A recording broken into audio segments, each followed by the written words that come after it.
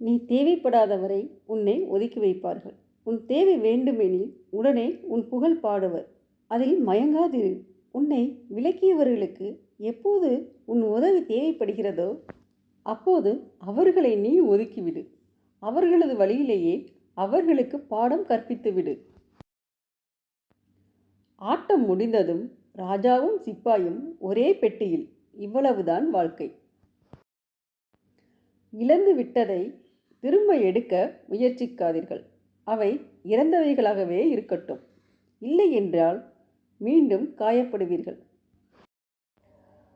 ஒரு தவறை தெரியாமல் செய்தால் அது பிழை. தெரிந்தே செய்தால் அது குற்றம். நாம் செய்வது தவறு என்று தெரிந்தும் வேண்டப்பட்டவருக்கு தெரியாமல் அதை மறைமுகமாக செய்துவிட்டு நல்லவர்களைப் போல நடித்துவிட்டு மீண்டும் மீண்டும் நடிப்பதே துரோகம்.